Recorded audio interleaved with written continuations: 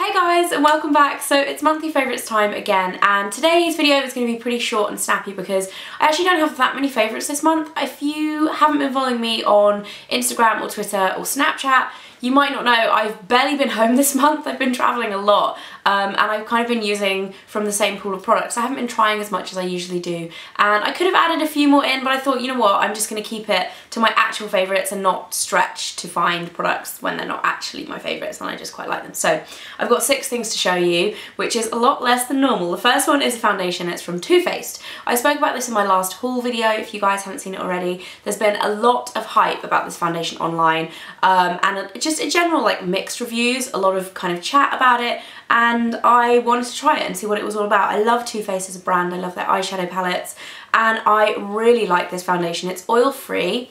Yeah, it's really beautiful and natural looking on the skin. It is a medium to full, more of a full coverage foundation, which I don't normally go for. I usually go for a lighter coverage and then build it up, but I really like this because it's full coverage, but it's not unnatural. Like, it doesn't look too matte or too cakey. It just looks like skin, and I really like the finish because it has that dewiness to it, but it's not greasy looking.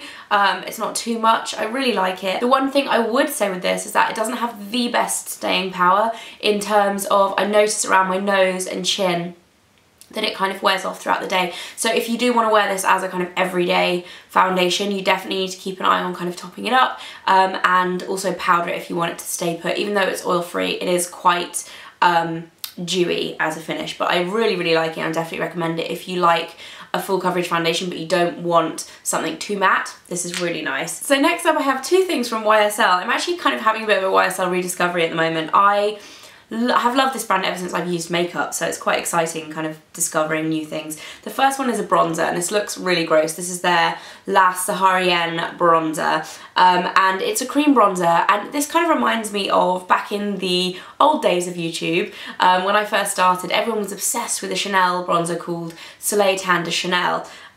Or I think it was like Bronze Universal as well, it was also called.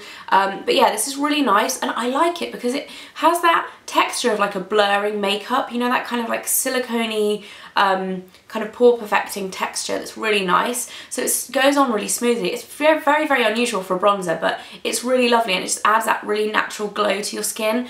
It's definitely more of a bronzer than a contour because the tone of it is quite terracotta.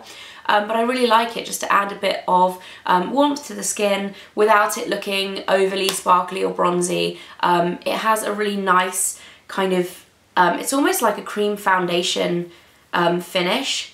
It's not like overly matte, but it's also not shimmery. It's really unusual actually. Like, putting it on, it's so smooth. I actually use it with a powder brush. It comes with this funny little double-ended brush that is a sponge and a brush, but I just personally prefer using like a big powder brush with it. So that's really interesting. And then the other YSL product that I've been loving is their eyeliner. This is the Shocking eyeliner Effect Faux Seal. So it's part of the same range from the mascara that I love. And I like this, and I just dropped it on the floor.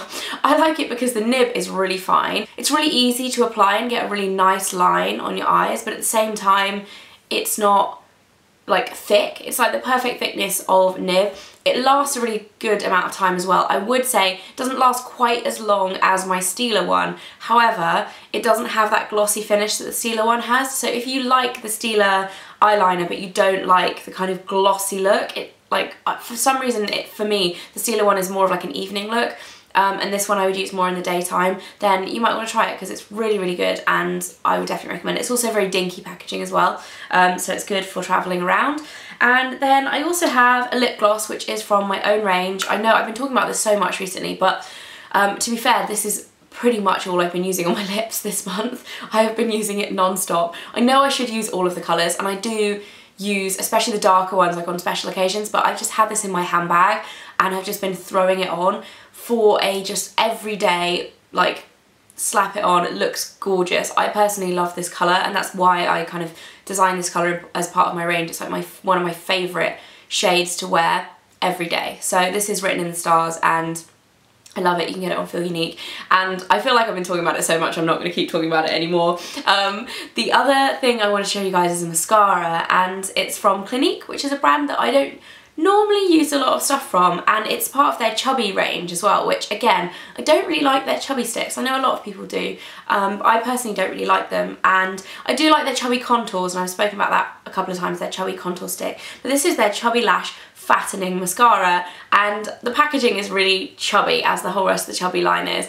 Not a massive fan of it, but this mascara is really, really lovely. It's got a really odd little wand. It's like a fat wand. It's kind of an extension of the stick. The brush on the end is like the same as the actual wand, with just little tiny short bristles. It's rubber, which again, I'm kind of on the fence with. Some mascaras I like rubber, some mascaras I like the proper brush.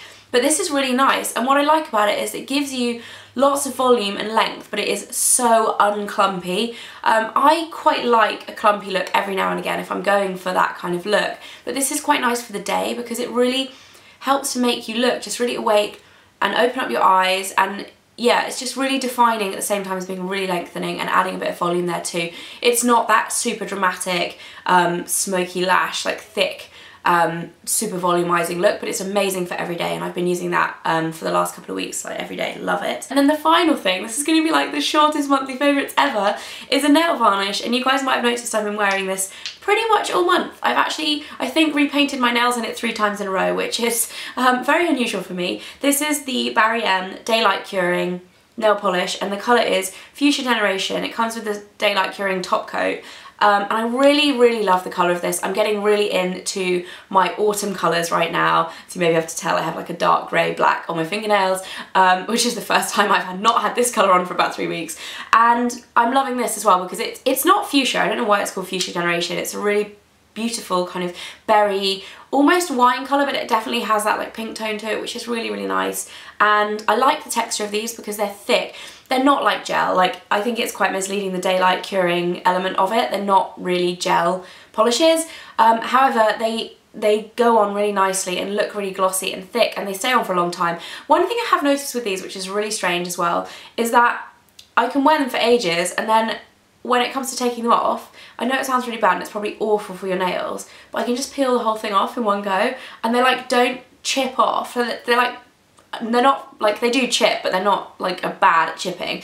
But when you want to peel them off, you can just like, they're almost like spongy in a weird way. I don't know, I can just peel them off. I know that's weird, I'm probably gonna get judged, but I kind of like it. And yeah, I think these are £5 each. They're a bit more expensive than the normal Barry M ones, but I do like them a lot. And that's it for my September favourites. Can't believe it's over. I'm actually going on tour in the US in October, so if you are based in Chicago, Nashville, Dallas, LA or San Francisco and you want to come and meet me, I'll pop a link below to the blog post where all of the meetup information is going to be. I've spoken about it a few times, so some of you might know, but if you haven't seen it already, go and check that out. I'm super excited to come and meet you all, and my book actually comes out on the 6th of October in the States as well, so exciting stuff. This last couple of months has been manic.